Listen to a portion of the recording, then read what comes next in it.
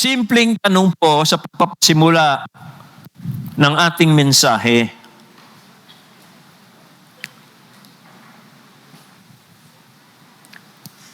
Meron po ba kayong pag-aari ngayon na hindi nyo masyadong ginagamit? Maring halimbawa, nakabili po kayo ng bagong cellphone, pero pa-text-text lang, pero bago, techie yung cellphone nyo. O kaya, yung ilan po sa inyo, nakabili ng isang high-end car, pero pa-drive-drive lang, hindi nyo alam, meron pa palang mga gadget dyan na inilagay yung manufacturer. O kaya, bumili kayo ng insurance policy, pero hindi nyo binabasa ang mga benefits na nakasulat po dyan. Meron na kayo, pero hindi po ninyo nararanasan ng fully yung pag-aari po ninyo. Now, mga kapatid, ganyan din po sa Christian life. Maaring ganito na ang ginawa ng Diyos sa iyo dahil ikaw ay may pananampalataya na kay Kristo. Pag-aari mo na ito. Pero dahil hindi mo alam, hindi mo lubusang nagagamit. Now, sito po sa ating pag-aaral sa Efeso, ito po yung konteksto dahil bibigay ko po yung konteksto dahil nasa kalahati na po tayo ng sulat at simula po sa next Sunday, magsisimula sa chapter 4, yan po kasi ay kalahati uli ng sulat na ito. Dito po sa first half ng sulat po ni San Pablo, ay si Pablo po ay ini-explain niya sa mga Gentile believers na ito yung tungkol po sa kanilang bagong status o bagong kalagayan kay Kristo. Na sila ngayon ay hindi na po mga foreigners, kundi sila po ay mga fellow citizens na kasama po ang bayan ng Diyos. Na sila ngayon ay mga miyembro na ng parehong katawan at kabahagi na sa mga covenant promises na kay Kristo Jesus. At dahil po doon, sila ngayon ay itinatayo na ng Diyos o itinatatag na ng Diyos bilang kanyang templo upang manangan po ang Diyos sa kanilang piling. For this reason, ganyan ang sinabi niya sa verse 14 Because of that, for this reason, sinabi po ni Pablo sa kanila na ipinapanalangin ko kayo. Hindi para bigyan uli sila ng Diyos ng mga panibagong bagay. Ang panalangin ni San Pablo para sa kanila, sabi niya, ay para maranasan ninyo ang inyo na. Now, mga kapatid, ang punto po dito ay ito. Ito po ang katotohanan dito. Kay Kristo Jesus po, tayo na mga sumasampalataya sa Kanya ay nabago na po ang ating status, yung ating kalagayan. Pero, kailangan po nating panghawakan. We need to lay hold of what God has planned and accomplished in us through Jesus Christ. Kailangan nating panghawakan yan para hindi lamang natin alam o dapat malaman natin nang sa ganon ma-experience po natin ito sa ating pang-araw-araw na buhay. Now, I have to tell you, hindi po instant ito. Yes, salvation is instant. Our status before God is changed instantly. But to appropriate yung pong blessings na ito is progressive. Kailangan po alam natin at progressive po nating inaalam at ipinapractice po natin sa ating buhay.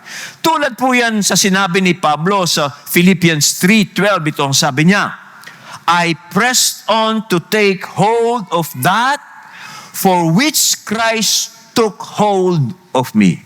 Hindi pa ako naging ganap doon sa layunin ng Diyos sa aking buhay, sabi ni San Pablo, pero I pressed on to take hold of that for which Christ took hold of me. Kaya po ang question sa atin ngayong umagang ito, are you living out who you already are in Christ? Ipinamumuhay na po ba ninyo kung sino kayo kay Kristo Jesus? Yan po ang challenge sa atin. Now, ang tanong, how? Paano kung panghahawakan yung bago kong status kay Christ ngayon? Well, ito pong prayer ni San Pablo ay tinuturuan niya tayo kung papaano.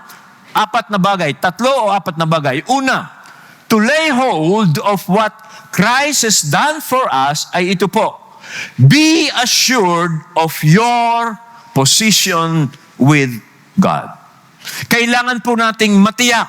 Kailangan nating masigurado or hindi kailangan matiyak eh. Angkinin natin yung bagong kalagayan po natin sa Diyos.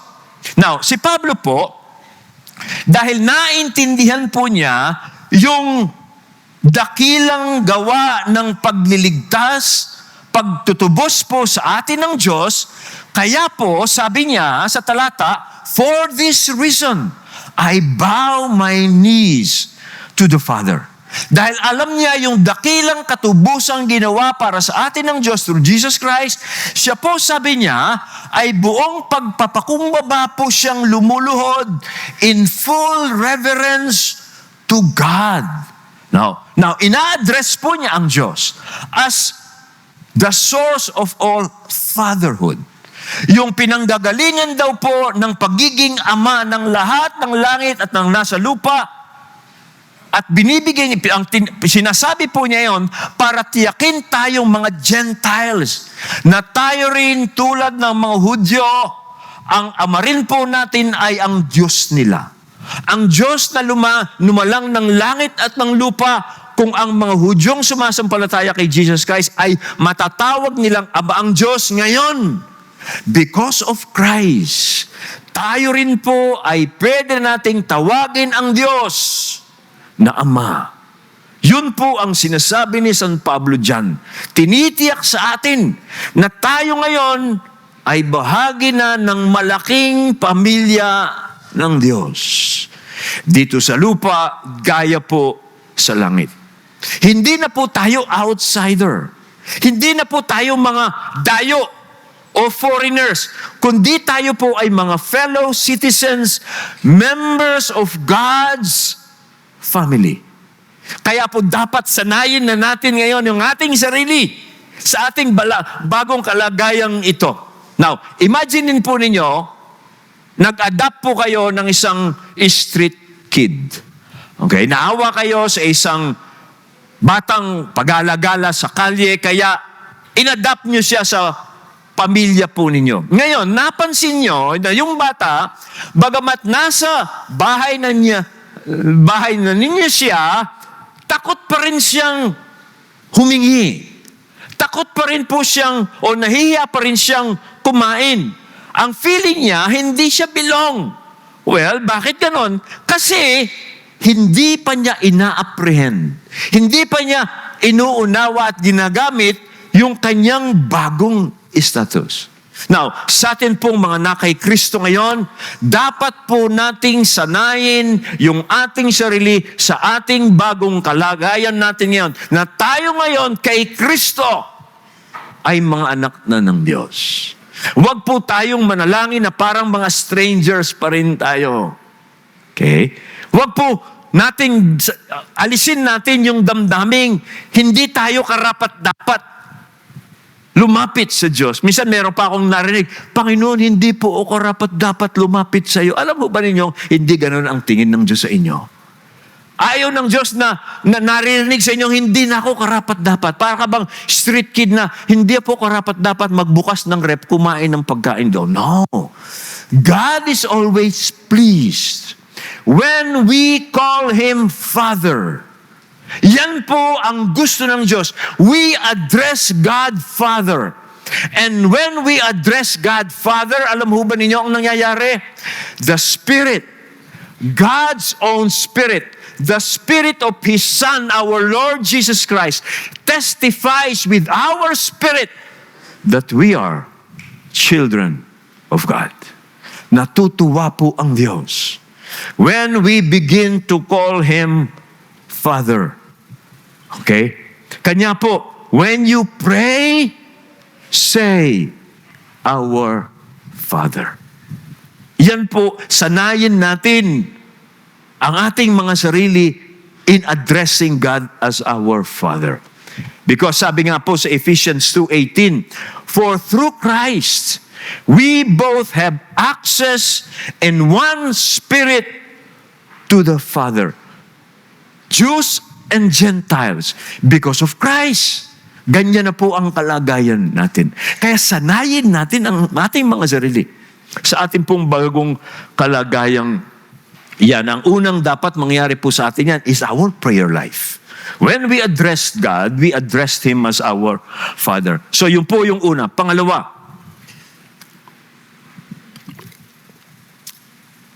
to lay hold of what our new position in Christ, ito po yung pangalawa, we need to be strengthened in our inner self. Kailangan pong palakasin natin yung pong inner self natin. Ito po ang pagpapatuloy ni Apostol San Pablo. That He may grant you to be strengthened with power through His Spirit in your inner being. Now, ano pong ibig sabihin ng inner being? Now, yung pong inner being na yan, no, panloob na pagkatao, hindi po yan yung immortal soul na nahihiwalay po sa ating katawan pagkatapos nating mamatay. No, that is not the immortal soul that will depart from our body at the time of death. Yun po ay Greek idea yan. Ang tinutukoy pong inner being dito, ito po yung inner new self natin. Created in the likeness of God in true righteousness and holiness. Ito po yung bagong pagkatao natin ngayon. Dahil sa ating pananampalataya kay Kristo, ito yung inner being natin ito. It is created daw po kalarawan ng Diyos in true righteousness and holiness. Ito pong inner being na ito po yung nagpapakita na tayo ngayon ay bahagi na ng God's project. Ano po ang God's project? Sabi po sa Ephesians 1:10, God will unite all things in heaven and on earth in Christ. At tayo po, bilang tumanggap na ng banal na Espiritu, we are now part of that project of God. At yan po ay katunayan na meron na tayong bagong pagkatao ngayon. Sabi po ng Bible, we are God's workmanship, created in Christ Jesus for good works. So meron na tayong inner being ngayon.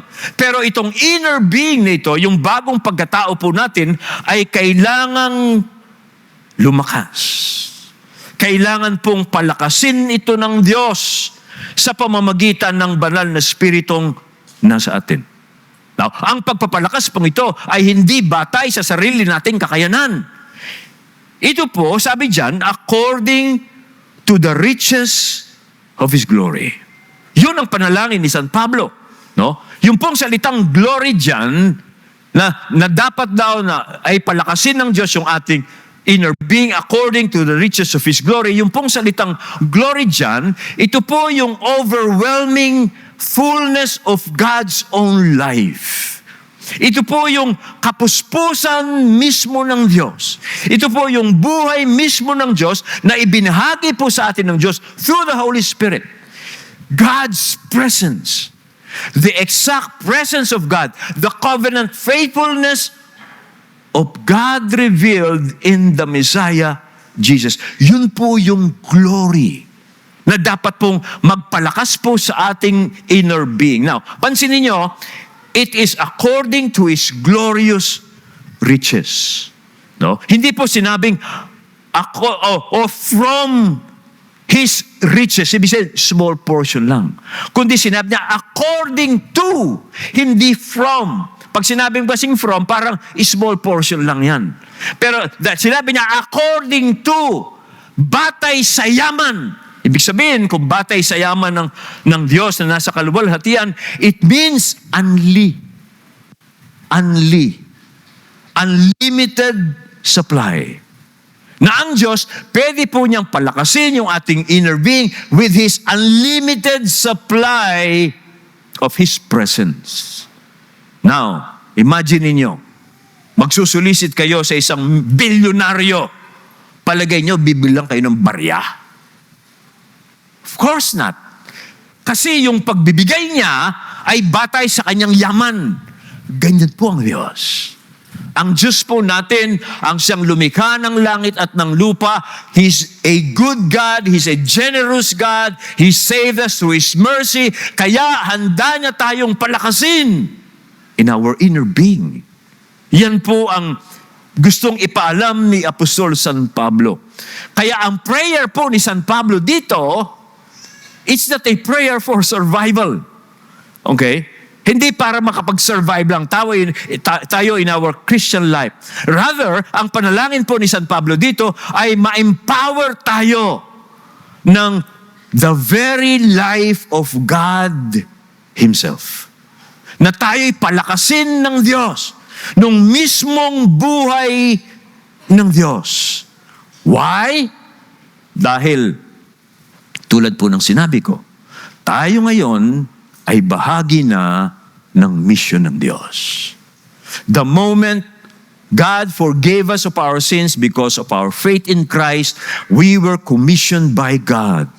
And we are now instruments. Instrumento po tayo sa pagpapalaganap ng mabuting balita tungkol sa paghahari ni Kristo sa buong mundo. Kaya, dapat tayong magpakalakas. Dapat tayong lumakas sa ating bagong pagkatao. At alam ho ba ninyo ano ang mangyayari pag tayo po ay lumalakas sa ating bagong pagkatao ngayon? Ano po ang mangyayari? Well, makakayanan po nating una, maging tapat po tayo kahit na mahirap. Pangalawa, mamumuhay po tayo sa unity sa kabila po ng pagkakawatak-watak ng mga tao sa sanlibutan. Kaya po nating mamuhay na nagkakaisa. Pangatlo, kaya po nating i-resist ang power ng kasalanan at ng idolatry. Pangapat, maaari po nating ibigay yung ating sarili sa paglilingkod. Self-giving love. Tulad ng mga Y-Pro. Nag-fund run sila, ngayon magbibigay sila. Self-giving love. And, panghuli po, we can bear witness to King Jesus in the world when we are strengthened in the inner man. Now, I have a personal application for you. Tanong ko po kayo, pag kayo po ay nasa challenging, difficult situation, how do you pray? Paano po kayong manalangin pag nasa challenging, difficult situation kayo? Okay? Ganito po kayo manalangin, Panginoon, baguhin mo ang sitwasyon ko. Or, Panginoon, palakasin po ninyo ang inner being ko. Paano kayo manalangin? Baguhin ni Lord ang inyong sitwasyon? O Lord, palakasin mo ang aking inner being para maharap ko yung aking difficult situation. How do you pray? Noon pong bago akong Christian, I pray, Lord, baguhin mo ang sitwasyon ko. Takot na takot po akong dumaan sa mga mabibigat na sitwasyon sa buhay. Until the Lord changed my mind. Kasi gusto kong lumago yung aking faith, gusto kong lumakas yung aking pananampalataya. Pero nalaman ko, ang gagamitin pala ng Diyos para lumakas yung aking pananampalataya are trials. Yung mga pagsubok, yung mga mahihirap na sitwasyon na ayaw ko pero dapat kong harapin kasi nandyan po yan at sa tulong po ng Diyos, dapat kong kayanin. Kasi every time I face a difficult situation, by the power of God, lumalakas yung faith ko. Yun po pala ang totoo. Now, sino po sa inyo mahilig sa boxing? I want to illustrate this. Sino sa inyo ang mahilig sa boxing? Kung mag-aaway ulit o magkakaroon ng bout ulit si Pacquiao at si Mayweather, kanino kayo? Kanino si Pacquiao? Pacquiao. Mayweather. Kilala ho ba ninyo yung dalawa? Now, pansinin po ninyo. Si Mayweather po ay undefeated champion. Si Pacquiao po, may talo, may draw. Pero sino ang popular? Si Pacquiao o si Mayweather? Pacquiao. Sinong mayaman? Si Pacquiao at si Mayweather. Okay? Pag nagkaroon ng boxing, sino ang pinupuntahan? Laban ni Pacquiao o laban ni Mayweather? Yeah. Si Pacquiao po ang bumubuhay ng boxing nung that time. Now, I found this out. Si Pacquiao po, pansinin nyo, may talo siya. Si Mayweather, wala po siyang talo, pero mas mayaman, mas popular, at mas pinupuntahan si Pacquiao. Alam nyo kung anong sikreto? Tingnan po ninyo yung fight nito. Compare si Mayweather, si Pacquiao. Si Mayweather po ay merong professional record of 50 fights, no defeat. Si Pacquiao po ay merong 62 fights, 8 draw, 3 defeats. Pero pansin nyo, sa knockout win, sinong mas marami? Sinong maraming naka-knockout? Si Pacquiao, si Mayweather. Look, Mayweather had 27 knockout wins, pero si Pacquiao, 39. Win percentage, 100% si Mayweather, pero si Pacquiao is 84.9. Pero tingnan po ninyo, yung KO percentage nila of wins, si Mayweather, 54 lang. Pero si Pacquiao, 62.9. Anong ibig sabihin yan? Yung pong mga tinitingalang winner ay hindi yung umaatras, kundi yung lumalaban. Si Pacquiao po, kaya mas mayaman, mas popular, lumaban. Si Mayweather, tumakbo. Yan, mag-away yan eh. Si ilag lang eh. Ilag lang ng ilag eh. Alam ho ninyo, you cannot be strong in life if your prayer when you are in a difficult situation, Lord, baguhin mo ang sitwasyon ko. If you want to be strong in life, you pray, Panginoon, palakasin mo ako. That's the secret. That's the secret. Sabi po ng Bible, count it all joy, my brothers, when you meet trials of various kinds. For you know that the testing of your faith produces is steadfastness. Kaya pag raw dumadaan po tayo sa iba't ibang mga pagsubok ng buhay, we count it all joy. Hindi tayo dapat nalulungkot, naglulukmok. Rather, we pray, Lord, strengthen me. Kasi pag raw sinusubok yung ating pananampalataya, yung ating pananampalataya ay nagpuproduce ng katatagan. Steadfastness. Pangatlo, to lay hold of Christ's new position for me is this: I let Christ be at home in my heart. Kailangan po si Kristo ay nananangan sa aking buhay. Verse 17, so that Christ may dwell in your hearts through faith. Yung pong salitang dwell dyan, ay literally, it means to settle down and feel at home. Ano po ang katotohanan? If you believe on Jesus Christ and you have been baptized in His name, Christ is already in you and in me. Pero ang tanong, is He at home? Okay? Feel at home po ba si Jesus sa buhay natin? That is the issue. Now, ang prayer po ni San Pablo dito, gusto kong paunawa sa inyo, ay magkakadugsong po ito. Ang unang step niya sa prayer niya, yung bagong pagkatao raw po natin, ay ini-strengthen ito as we realize our new position in Christ. That is the first step. Yung pangalawang step, habang na uunawaan daw po natin ang ating bagong kalagayan kay Kristo at nararanasan natin ang bagong kalagayan natin kay Kristo through faith.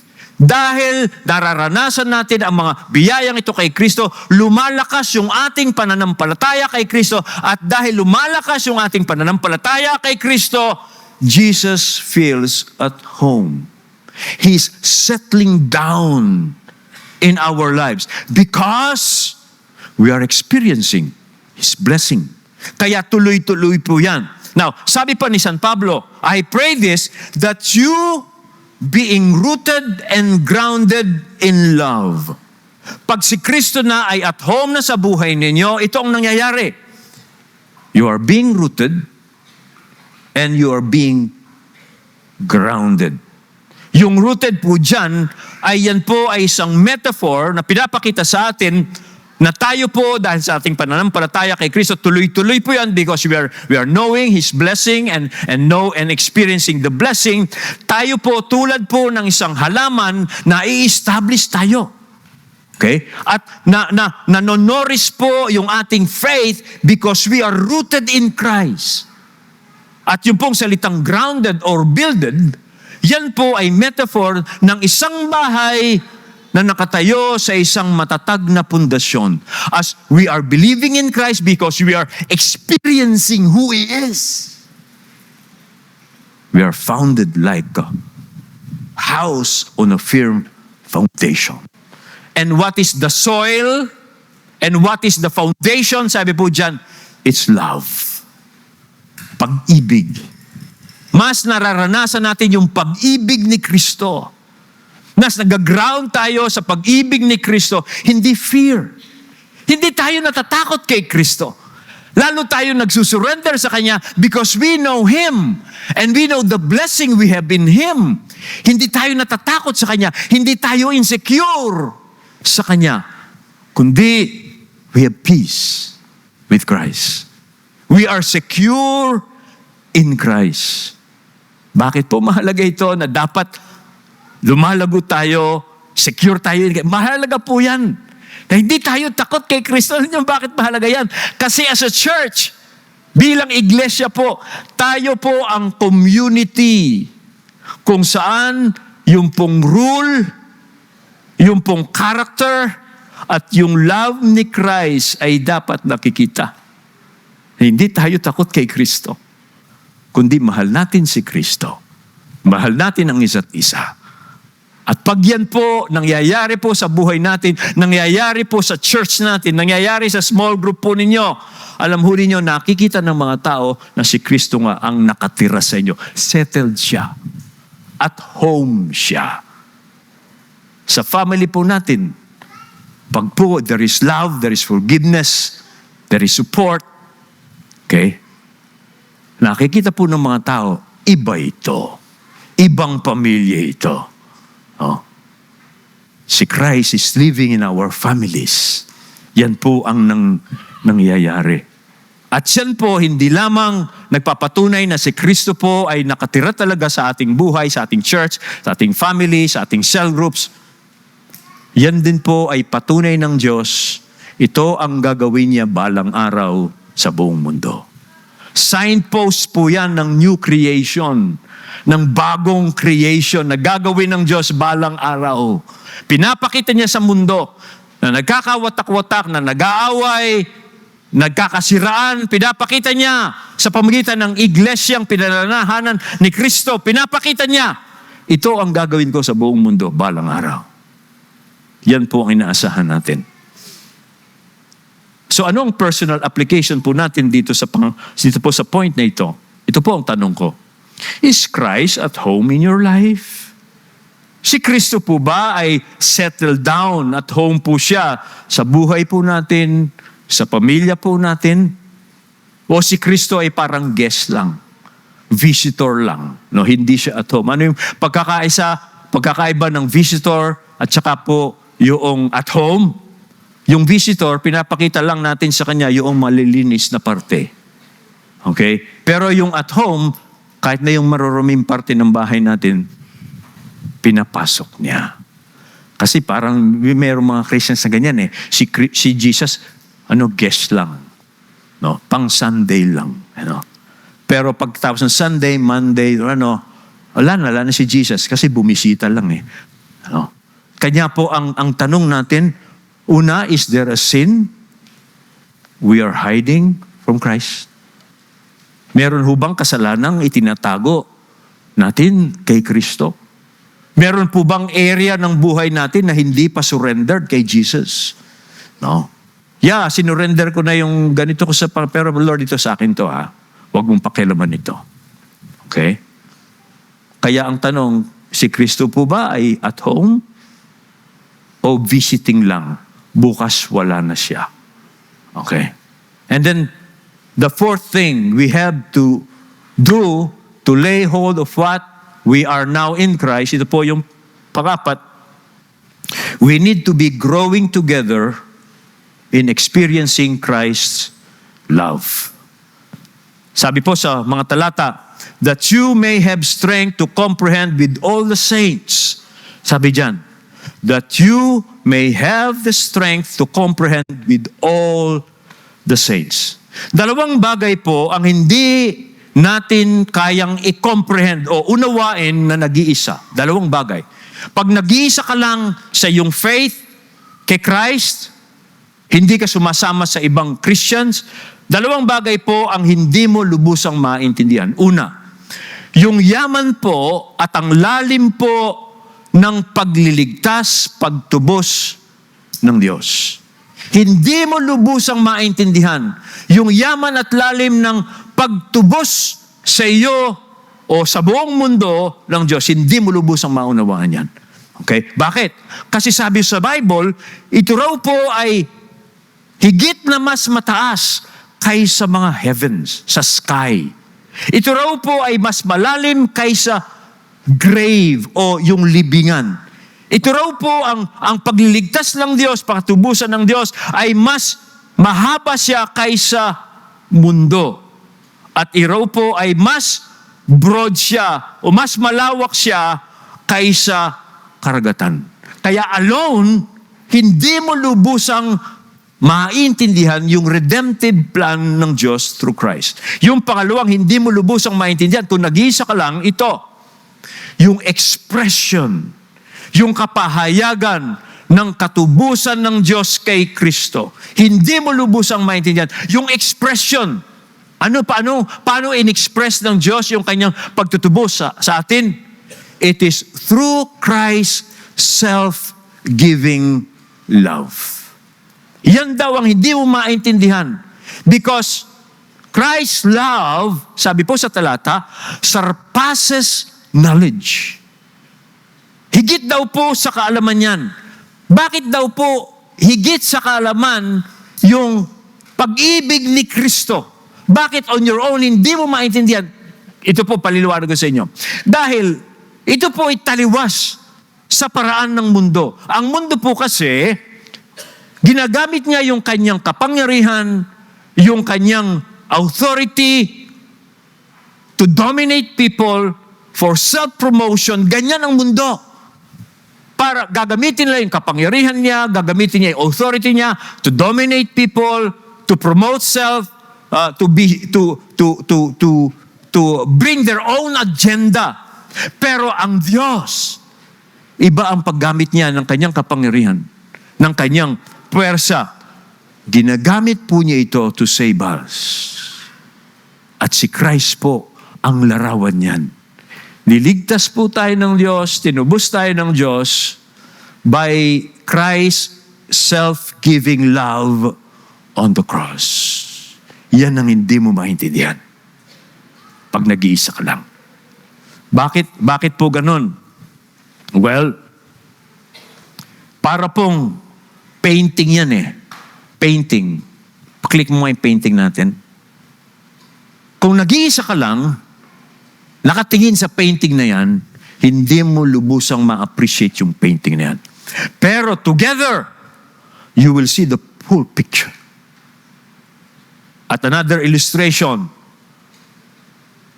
pangalawang illustration, yung dagat. Ang bawat isa po is filled with God's love. Bawat isa. Pero kung nag-iisang container ka lang, you cannot fully represent the sea. ang bawat isa po sa atin, merong limited experience of the love of Christ. Limited. Like water from the sea filling a bucket. Ganyan tayo. Pero together, makikita po natin, madidisplay po sa atin ng Diyos yung kanyang pag-ibig sa atin. If I know your story, I tell you my story, we investigate others' story, how they experience the love of Christ, we will comprehend it fully. So ano po ang makita natin dito? We need all the saints. Kailangan po natin yung iba pang mga mananampalataya kay Kristo. We need to be connected with them. We need to know their story. We need to share our life, and their life is shared to us. And then we will comprehend the love of God which surpasses knowledge. Now, isa po bang bagay dito, no? Medyo tatagal ako sa point ito kasi napakaganda ito. Habang iniisip ko po ito, it was really mind-blowing. Sabi po dyan, the love of Christ that surpasses knowledge. Now, pansin nyo, that is a paradox. The love of Christ that surpasses knowledge. You will know the love of Christ that surpasses knowledge. That is a paradox. Pag sinabing paradox, parang hindi pwedeng mangyari yan, no? Kasi unknowable eh. Ngayon, you will know. That's a paradox. Well, ang ibig lamang pong sabihin yan, knowing the love of Christ is an earthly experience. But it is an out-of-the-world experience. Mararanasan po ninyo dito, mararanasan natin to sa mundong ito, pero tandaan ninyo, this is an out-of-the-world experience. Okay? Naintindihan niyo yan? It is experience in this world, but it is out of the world experience. Why? Because the life, the love that we are experiencing in Christ is the love and life of the future. Maliwanag po yan. Yung nararanasan mo ngayon, it is something that will happen fully in the future. And it has come now. Okay? Kaya po itong karanasang yan, it is an ever-expanding experience. Hindi lamang isang beses mong mararanasan yan. Patuloy pong lalawak ng lalawak yung pagkaunawa mo sa pag-ibig ng Diyos. Now, if you stop believing on Christ, if you allow the troubles of life, temptation to draw you away from Christ, hanggang doon ka na lang. Pag nagkukwento ka, nung akong bagong Christian, last year, or nakita mo yung bago, excited, bago ka, no? Pag ikaw, hindi ka na nag-grow, you're allowing temptation, you're allowing hardships to draw you away from God instead of being strengthened to face the trial, yung love of God, pass na lang sa iyo. It will never be an ever-increasing, expanding experience. Yan po ang challenge sa atin. Now, how can you enjoy this? Not alone. You need all the saints. You need all the believers. Now, reality check. Marami po kasing Kristiyano ngayon, they attend church but they are not connected. After ng Sunday, balik na ako sa dati. Hindi mo na ako makikita. Okay? Okay? They listen, but they are not engaged. No? They believe, but they are isolated. Kaya po dito sa church natin, sa Lord's Way, we encourage everyone to join a small group. Oh, kasi doon sa small group, we share our lives, we share the love of God experienced by each one. We build relationships. Okay? And then we share our life with others. And important truth, to know the love of Christ is to be filled with the fullness of God. Pag naiintindihan daw po natin ang pag-ibig ni Kristo, yung self-giving love ni Christ to win us back to God, napupuspos daw po tayo ng kapuspusan ng Diyos. Oh. Now, hindi po ibig sabihin yan, we will become like God. Tulad po yan, ang illustration dyan, tulad po ng isang container, isang bucket, pupunuin mo ng tubig ng dagat, pero hindi yan dagat. Puspos ka lang ng kapuspusan ng Diyos when you know the love of God. Yan po ang nangyayari niyan. We are being filled with God's presence. We are being filled with His life. Now, ito po ang maganda dito. This is just a foretaste. Patikim lamang po ito. Sa buhay natin ngayon, pinatitikim lamang po sa atin ng Diyos. Bagamat ang karanasan pong ito ay totoo, pero patikim lamang ito. Bakit? Kasi sabi po ng Bible sa prophecy, someday, balang araw, ang earth daw po will be filled with the knowledge of the glory of God as the waters cover the sea. Ang ating pong mundo will be filled with divine glory. We will inherit this beautiful creation of God. Hindi po tayo kukunin ng Diyos, dadalhin tayo somewhere out there. No, that is paganism. That is Platonism.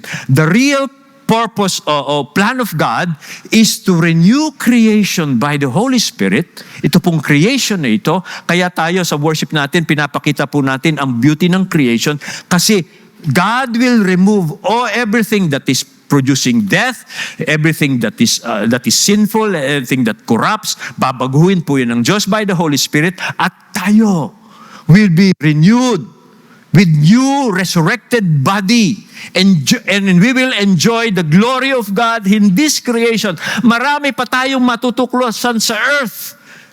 Marami pa tayong makikitang karunungan, kaalaman, kagandahan po ng creation natin na binibigay sa atin ng Diyos. Ngayon, ginagawa lang ng tao ngayon. Okay, gagawa ng project, sisirain yung project na yan. Sinisira yung creation. Kaya yung earth is groaning. Pero ang mangyayari po, in the last days, God will fill His creation with His glory and presence. And we will be in our resurrected body. I will be on my 23rd birthday siguro. Okay? Not feeling weak, not feeling old. I will be enjoying God's creation. I will be living in God's creation. Because ang pangako po ng Diyos, the earth will be filled with the glory and knowledge of God as the waters cover the sea. Yan ang pangako ng Diyos sa atin. Kaya po yung nararanasan natin ngayon is just a foretaste. Foretaste lamang po yan. At ang church, signpost po tayo.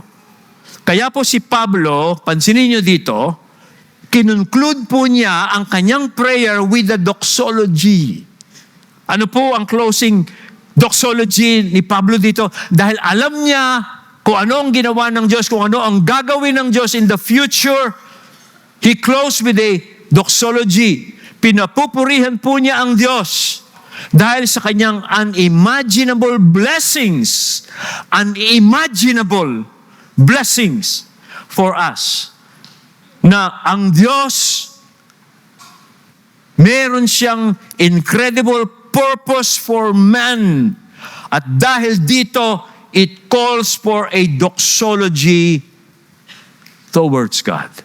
Ano sabi niya sa verse 20? Now, to Him who is able to do far more abundantly than all we ask or think, according to the power at work within us, to Him be glory in the church and in Christ Jesus throughout all generations, forever and ever. Pansinin po ninyo, ang purpose po ng Diyos ay infinitely more than man could ask for himself. Okay? Or even imagine. Yan po ang purpose ng Diyos. Na tayong tao, na mahilig ng mag-enjoy, humingi ng mga magagandang bagay. Itong purpose ng Diyos sa atin, hindi natin ito ma-imagine. Higit sa ating mahihingi. Higit sa ating ma-imagine. itong purpose ng Diyos na ito. Kanya po, wow, this past days, weeks, this have been my meditation. Ang sarap yatang mabuhay sa walang corruption. Masarap sana ang buhay sa Pilipinas kung walang corrupt, no? Pero, sabi sa sarili ko, don't be discouraged. There will be a time when God will remove everything that corrupts, everything that kills and destroys. And then I will be in my own resurrected body, enjoying God and with you. Yan po ang plano po ng Diyos. Kaya si Paul dito, he just praised God. He just glorified in God.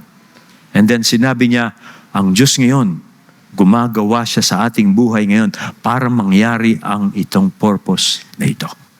Kumikilos na ang Diyos sa atin by the Holy Spirit. Okay? So, challenge. Are you a part of this plan of God? Yes. Are you part of this? Are you hoping for this? Okay? This God's grand project to unite all things back to Himself. Well, this is a challenge kasi yun lamang pong sumasampalataya sa magandang balita at nagpabaptize in the name of Jesus are included. What is the good news? Ang magandang balita po, mga kapatid, ay ito. Ang Diyos po ay nagsimula na ng kanyang bagong creation. At ito po ay nagsimula nung si Jesus po ay nabuhay ng muli sa mga patay. Nagsimula na po ang pagbabago ng Diyos sa sanlibutan. At ibinigay po ng Diyos, ibinuhos ng Diyos ang kanyang banal na Espiritu sa lahat ng mga sumasampalataya kay Kristo, nagsisisi, nag-turn around sa kanilang buhay, at sumasampalataya na ngayon kay Kristo, nagpabaptize. At siyan po ay katunayan, nagsimula na po ang Diyos sa kanyang project. Ang tanong po, everyone is invited, pero ang tanong, do you believe it? Kaya ang challenge sa atin, believe the good news. You have to believe the good news. Nang sa ganun po, mangyari yan sa ating buhay. Mga kapatid, bago na po tayong mga anak kay Kristo, bago na po ang ating kalagayan kay Kristo ngayon. Kaya, ang ating pong duty is we progressively lay hold of what God has planned and has accomplished for us in Christ Jesus. May we be faithful to our duty. Let us pray. Tayo pong lahat ay tumayo and let us pray.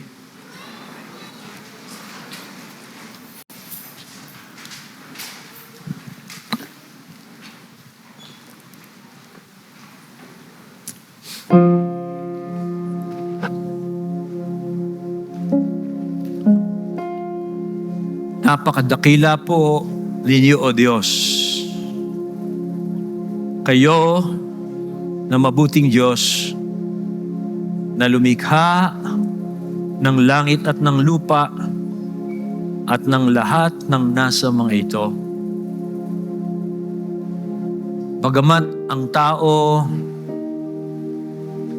ay nagkanya-kanya ng lakad, nagpa siyang mamuhay sa sarili niyang plano at layunin. Pero kayo, dahil kayo ang mabuting Diyos, gumawa po kayo ng dakilang plano na muli mong tubusin ng tao at ibalik sa iyo. Nang sa ganon, yung layunin ninyo na siya ang mangangalaga ng iyong mga nilikha ay mangyari. Kami po ngayon na kay Kristo ay nagpapasalamat sa iyo dahil muli po ninyo kaming isinama sa inyong dakilang layunin. At o Diyos, ibinigay mo sa amin ang iyong Espiritu na siyang nagbigay sa amin ng aming bagong pagkatao at ng aming bagong kalagayan ngayon. Salamat po sa iyo, O Diyos. Maging tapat po kami sa aming bagong kalagayan ngayon dahil kami ay kabahagi sa iyong gawain ito ngayon. Sa pamamagitan po ng pagsama-sama namin bilang iglesia mo at sa presensya ng iyong banal na Espiritu na ibinigay sa lahat ng mga nabautismohan kay Kristo Jesus. O Diyos, maging tapat po kami. Magpakalakas kami sa aming bagong pagkatao. Patuloy po naming alamin kung sino kami kay Kristo, kung ano ang biyayang nakalaan sa amin na binibigay niyo sa aming walang bayad sa pamamagitan ni Kristo. Nang sa ganon, mahayag sa pamamagitan ng iyong iglesia, pag kami po ay nagsasama-sama sa pag-ibig, pagtanggap sa isa't isa, pagpapatawad sa isa't isa, at paglilingkod namin sa aming kapwa, makita po ng ibang tao na ang kaharian nga po ng Diyos ay dumating na at ngayon si Kristo ay nakaluklok sa kanan ninyo, naghahari sa buong sanlibutan. Purihin po ang kanyang pangalan. Maluwalhati ang kanyang pangalan sa iglesia dahil ibinigay niya ang kanyang sarili para po tubusin kami at ang buong mundo sa kasalanan. Maranasan namin patuloy ang pag-ibig ng Diyos kasama po ang mga kapatid namin kay Kristo. Ito po ang aming panalangin sa pangalan ni Jesus.